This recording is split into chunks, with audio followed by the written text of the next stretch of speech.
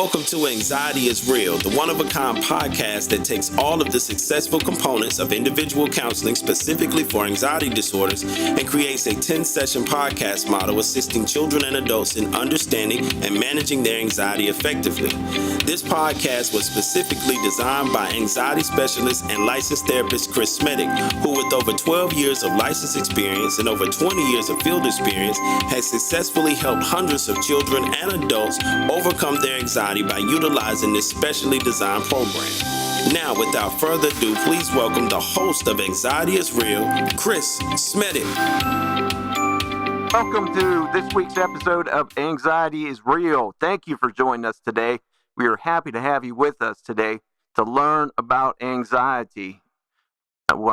We have a great show lined up for you today. Today we're going to talk about what farming and anxiety have in common. We will also discuss how to reduce your anxiety just by watching your thoughts. We will meet a real live person also who's going to come on the show who believes that drinking smart water actually makes him smarter. It's true. He's willing and he was okay with coming on the show. And we're going to talk to him about, what's wrong with him and, what's going on. How could this be? So with that, we're excited to have you with us today. Okay, well, welcome. And this is going to be episode number 4. And just to review briefly what we've talked about so far, we've talked about anxiety being normal. It still is normal. Happy to report and happy to be spreading that message around that anxiety is normal, even high anxiety. Okay. Also, happy to review as well about awareness and how that can help you in, managing your anxiety. For example, we put it on that scale 1 to 10. How high was it? And you guys all walked away with a number from that episode 1. And it wasn't like you weren't allowed to feel that way. So if it was a 10 and you've been listening, hopefully your number is down. Especially after doing those homework assignments that we have been assigning for mega points, which absolutely mega points. And we had one from last episode, and we'll talk about that as well today.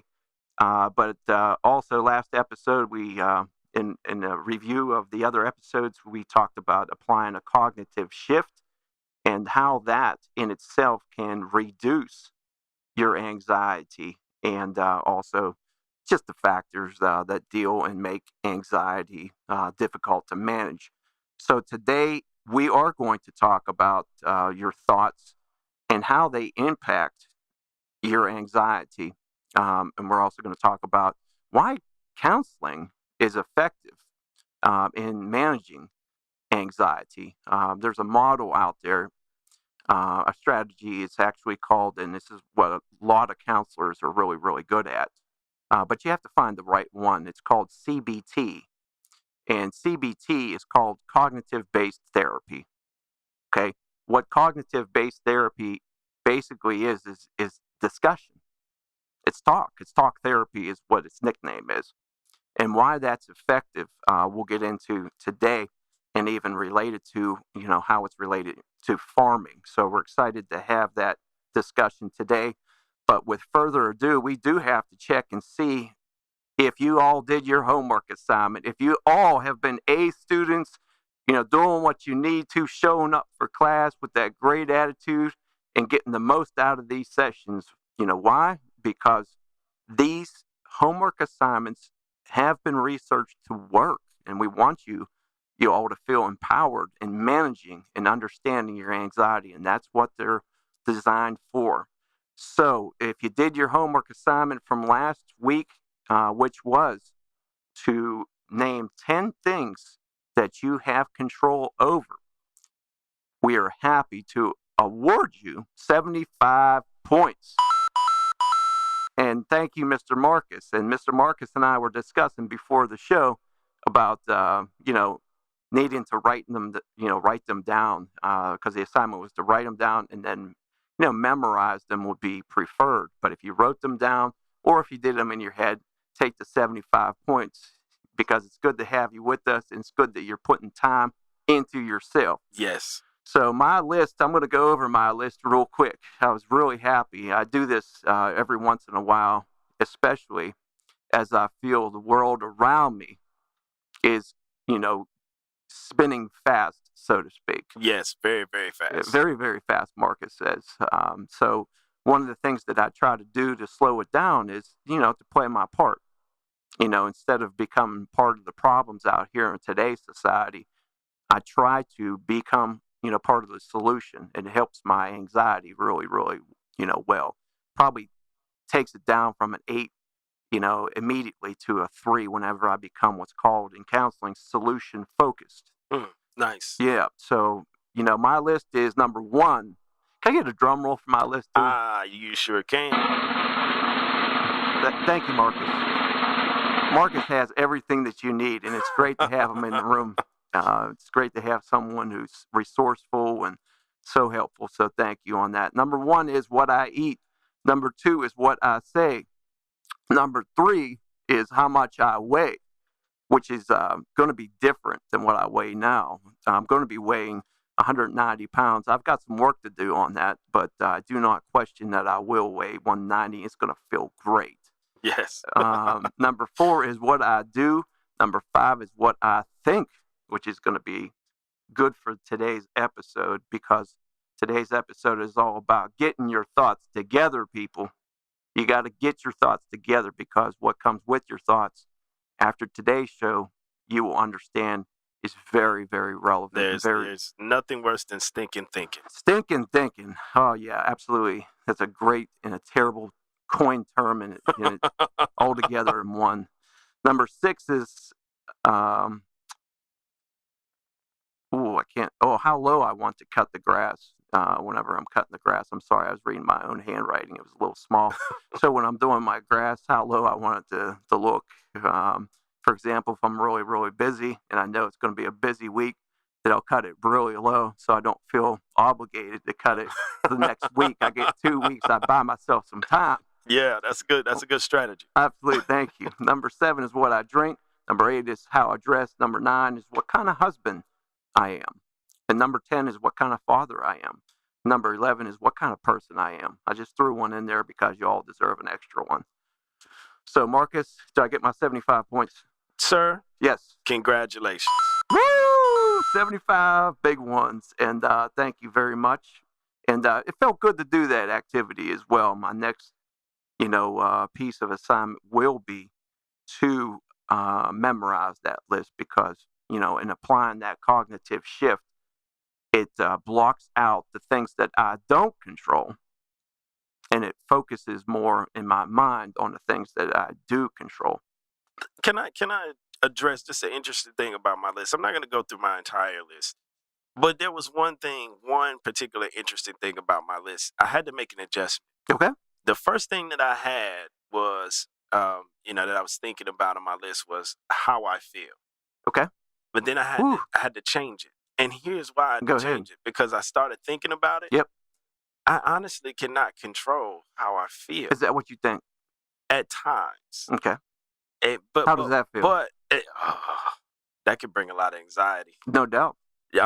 But the change that I made was I determined that even though I may not be able to necessarily, control my feelings, I can control what I do in response to my feelings. That's a great point. Yeah, absolutely. How's that feel, knowing that you have control over what you do with those feelings? Yes, that helps to bring the anxiety down, and there's a place that I can go there to cope with the anxiety. Yeah, that's a great point, and that's what we're going to talk about today. Is going back to the CBT model, which is cognitive-based therapy, and why it's so relevant. See, the CBT model focuses on 3 areas, and you've nailed 2 of them. In your excellent feedback there, which is the thinking aspect, the feeling aspect, and the action or the doing aspect. Nice. Okay, and the models that they showed us, and they used to teach us back in the day, back whenever I was in college and graduate school, dinosaurs were roaming the earth. It's been a long time, y'all. So, with that, those 3 terms, the thinking, the feeling, and the doing or the action, they would be a continuous arrow in between all three of those terms. And for the longest time, I tried to figure out, why do they have it, represented like that? What does that mean? And, with it through the years, I've understood, through experience, what it's meant. And I'm happy to share that with you. For me, they're all impacted. Each one of them, it was a point being made that your thinking is going to impact your feeling and your action, and vice versa. You can go backwards with that. Your action's going to impact your feeling and your thinking as well. Now, which one comes first? The apple or the cart? That's the old saying with that. I've got some good news for you today. And the good news from me to you is, in my experiences, and this is why you had that great assignment on the last episode on getting your, the thoughts and focusing on your thoughts. I believe that if you get your thinking, squared away, and you become a healthier, more positive thinker, then the action and the feeling will be easier, and that it can be managed most effectively. Meaning that I believe if your thoughts are together, then the actions and the feelings will come naturally. Okay. And with that, what I've seen in counseling and session models, after about 8 sessions, even after session 4 or 5 or 3, the anxiety reduces. Okay. And that's number one, in my opinion, difficulty and challenge with anxiety in today's society is it's such a cognitive disorder. All the anxiety disorders they're cognitive. So, anything, that's external in solution, if that makes sense, is going to be a challenge to deal with. I mean, we have so many things that are invading our mind space, our thought process. It's bananas sometimes. I mean, even the smartphone alone, there's several things that can invade your thought life in an hour's time. Most definitely, depending on your environment. Yes. And the factors that this is the awareness part, that you expose yourself to. And it's not like you can't expose yourself to watching the news or paying attention to current events, but you have to be, in my opinion, to reduce the anxiety and to get the best, you have to be mindful and aware. And that goes back to, how farming and anxiety are related, in my opinion. Okay. For example, if you plant a seed of worry, doubt, fear, okay, you're going to yield a certain crop. Okay. You know what the crop is called? What's that? Anxiety. Every time. Okay. It's just like planting an acorn. Okay. And we're talking about one of those big, huge, beautiful oak trees. And if you ever had a chance, have you ever seen the angel oak tree? I don't think I've seen one up close in person. No, there's one in Charleston, South Carolina, that is just unbelievable. It's majestic. Wow. The branches just go everywhere. And, with that, I can promise you that wasn't an apple seed that was planted. You know why? Because it knows, the seed, does what it's designed to do. Okay. It manifests into this beautiful, beautiful, beautiful tree, oak tree. And the same things, we can learn a lot and take a lot, from trees in themselves, as far as, what we're planting, what kind of crops we're planting. Whenever, I say something like, Marcus, I don't know if I'm going to have enough to pay the bills for the month. What kind of feeling do you walk away with from hearing that? Not a good one. Not a good one. Absolutely. But, if I plant this thought, today is going to be the best day ever, Marcus. Very optimistic for great things to happen. Very optimistic for great things to happen. And you have to open up those doorways, is what I have found as a counselor. And then depending on, what kind of doorways that you're receptive to, is what kind of results that you will receive. So I can't plant seeds of doubt and expect for my faith to increase. That's true. It's a great piece of feedback. Absolutely. Yeah, it's going to yield the same result each time. So that CBT, when individuals come in, for counseling, and you have to find the right counselor. And if it's not the right counselor the first time, it's okay. If at first you don't succeed, then you just dust yourself off. You try again. Let me ask you something Sure. right there really quick, Chris. Yep. So in my mind, if a counselor is licensed to do the work and and they have the proper credentials, then they should be able to help me, right? I mean, there's such a thing as having the right type of counselor. I think you can equate it to, to having the right kind of grocery store. Okay, what's your right kind of grocery store? Walmart. Okay, and why is it Walmart? I'm asking. They have everything. They have everything. So Marcus goes to Walmart because they have everything he needs. He's good to go. For me, I'm a Publix guy. I'm a Publix guy, which is kind of funny that we brought this up, but it's good discussion for a couple reasons. At one point, going to Publix was on my coping skills list, believe it or not.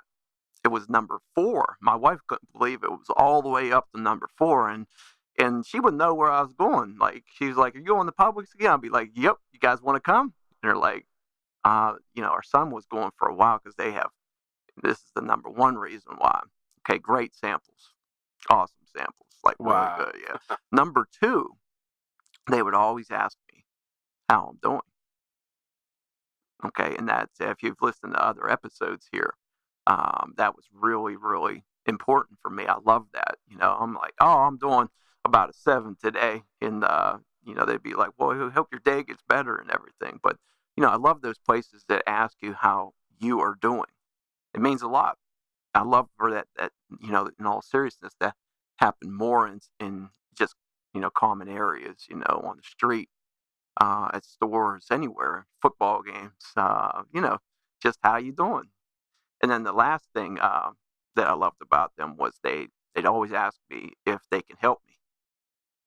And yeah, I was loving that too. And at one point I, asked them if they could come over and, cut the grass in the front because it was getting kind of high. And they kind of shot me a look. They didn't say no, but I was just like, before they could say no, I was like, "Oh, I'm just kidding." But I was honestly, y'all, waiting to see if they might have come over and helped me out. But that's always nice to hear.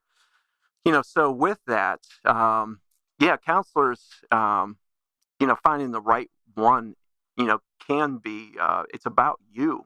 It's about what you're looking for. And it's also about individuals who have had success with other counselors as well. And talking to those other individuals. And, that would require, a deeper level of conversation than, how's that weather out there today? Right. That's like, hey, I'm thinking about going into counseling because I've just been struggling with my anxiety and my depression, or my depression's really, really high, and I'm isolating. So, do you know any good counselors? I mean, how good would that feel to be able to do that and not be at a place to worry about what others may think? And I think that's where we have some work to do as a society, because we all need help. I'm here to tell you. Very true. Yeah, 42 times a day I ask for help, from getting gas to driving. So, it's okay to ask for help.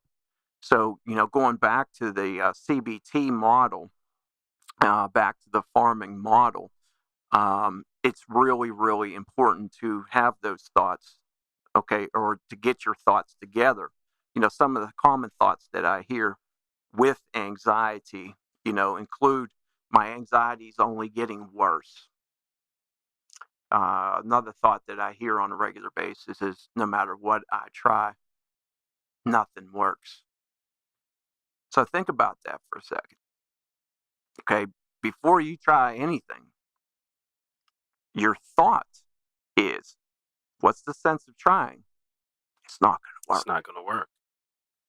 Okay, and that goes into, a lot of these thoughts actually turn into what we call beliefs.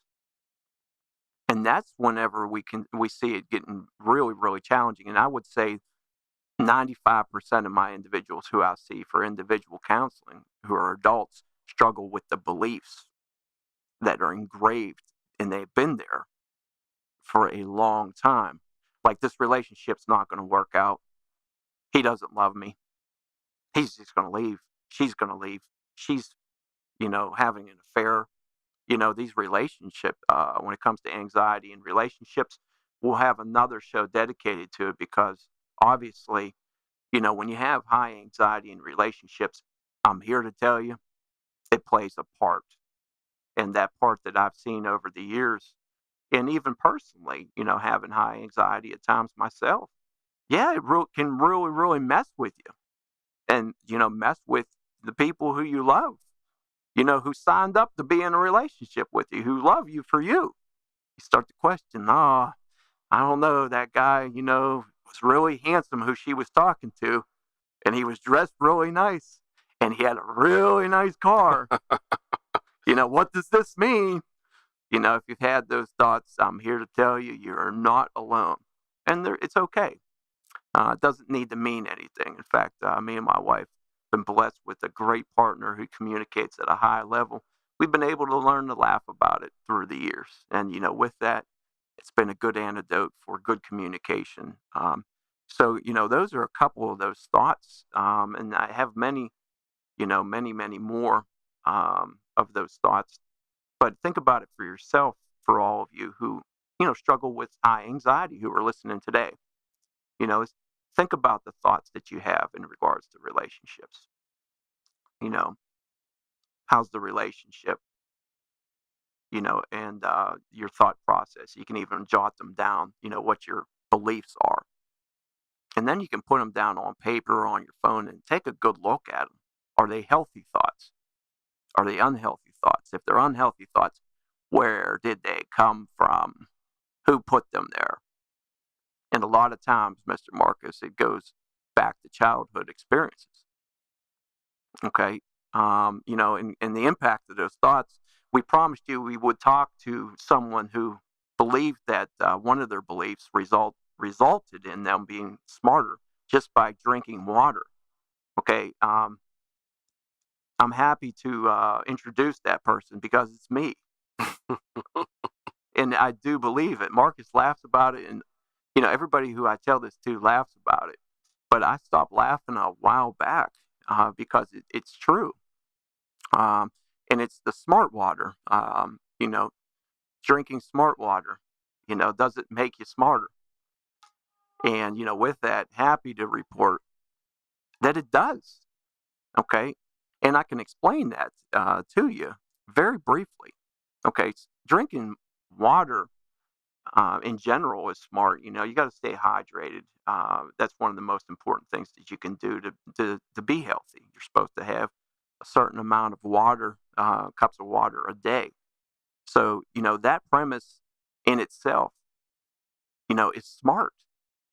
Okay, so it's a really easy, you can see how easy that is to let that one in, to where, okay, I'm going to get some smart water at the gas station, at the QT or the Sheets, and I'm going to become smarter. You got my attention. Okay, yeah, absolutely. Now, here's the question for you, Marcus. Is it the water or the belief that makes me smarter? At that point, I would definitely lean towards the belief. It is. It is. The guys at the office here, they might have already done this. They might have, exchanged and dumped out the contents of my smart water just to pull a prank and put just faucet water. Okay, which is fine. I grew up drinking faucet. I still drink faucet water. And yes, it would still make me, smarter. And I need all the help I can get. In all seriousness, those beliefs, they really, really can impact, what you think, what you do, and how you feel, going back to that CBT model. And that's just an example, for smart water, and talking in high anxiety. One of the thoughts that I've just shared with you is, high anxiety with couples. A lot of times I'll hear one of the individuals say, I don't think I should trust them, meaning that the wife doesn't trust the husband or the husband doesn't trust the wife, and there's been no reason not to. But if you're telling yourself, I shouldn't trust that individual who I signed up to be married to, think about what that does for your feeling at nighttime and in daytime. Think about what that does for your actions as well. Okay, so something to think about with that. And I can give you an example and proof that smart water does make me smarter. Are you ready, Marcus? You want to find out? I'm ready. Here's the evidence. Ask me what 8 times 8 is, Marcus. What's 8 times 8? 64. What? Also ask me, here's another one. Who is the best team in the NFL? Oh, man. All right, I'm going to ask. Carolina Panthers. What? No, that doesn't mean that if you're not a Panthers fan that you're not smart. Don't. Please, we love all of our fans, so with that, please don't take offense to it. I'm sure there's some people that feels there's some room for debate on that one, but we'll leave it right there. Hey, but on a side note, I'm originally from Pittsburgh. We've talked about this. Right. And, the Panthers just got bought by a former Pittsburgh individual who grew up in Pittsburgh. Did you know that? No, I didn't know that. David Tepper. Shout outs to David Tepper. Bought the Panthers for, I think, $2.3 billion. Wow. And they had a story about, his upbringing and, how the Steelers and, that's their team up there, what that was like, and his roots. And he's got some tremendous roots, hard worker as well. And, with that, discussion-wise, they had hired a mental health clinician, the first NFL team to do so. They did that this week. So shout outs to the Carolina Panthers for doing that. Yes. Because what I think he did and what the Panthers did was they identified that, hey, just because the NFL players, they got money, right, nice cars, right, nice suits, they scored touchdowns, it would be nice if they needed help that they can access it, right there. So I think that's a real good look. And when you think about levels of anxiety and things that can cause your levels to go up, you think about having the type of job that they have, because first of all, how many people can say that they go to work in front of millions of people every week? Could you imagine? The pressure of that. And then you're under the microscope of the media, especially the stars. Sure. And then on top of that, you're in a performance-based position. I mean, it's extremely performance-based. There's 2 or 3 people that come to work like you every day that's looking to take your place. Absolutely. Every week. Absolutely. So I can't imagine what the atmosphere would be like for an NFL player who didn't have that luxury to be able to go to someone and talk to them internally in the organization that can help them kind of wrap their heads around it and cope with some of that stuff. So once again, like you said, shouts out to the Carolina Panthers. Yeah, absolutely. And that's a great piece of feedback. The pressure associated with individuals' jobs, and you throw in there as well, the individuals I see, are hardworking individuals as well. That whole provider role and being a provider, what I've seen over the years as well is that role comes with some stress and anxiety is what my individuals have been telling us. Yes. And we've been listening, so we hear you and we love you. And, with that, just know that once again, just to wrap up today's show, because, man, it was a really good talk, good discussion on, number one, anxiety is still normal. Number two, those thoughts that, that you have that impact, your anxiety. Okay. And also the feelings that you have.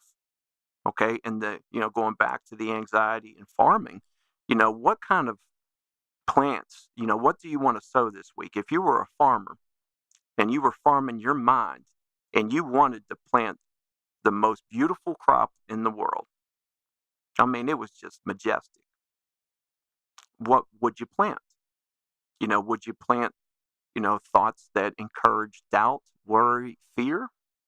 Or would you plant crops that encourage peace, happiness, love, joy? And it's up to you. That's why we want you to get your thoughts together. And we appreciate you joining us today. It was a great show, and want to thank Marcus for helping us out and getting set up and the broadcast this great message and this understanding and this awareness on anxiety. We also want to thank our sponsors, Genuine Counseling Services, for this segment of the show. Genuine Counseling Services encourage you to call today to get your thoughts together, okay, to schedule an appointment to talk with a full licensed counselor or therapist that can help you be the very, very best that you can be. Please mention the code Best Day of My Life and take $25 off your first appointment. Nice. And, with that, in all honesty, talking about this can help you out, tremendously. And reaching out and letting people know, how you feel and where you're at, what you're thinking. It's great stuff. So with that, we thank you for joining us today. It was a great show. Special shouts again to Marcus for his divine assistance. And, we hope you join us for the next episode. Until then, we wish you a great week filled with heightened awareness, great self-care, and all the success and happiness that comes with it. We'll see you next episode. Thank you for joining us for another exciting episode of Anxiety is Real.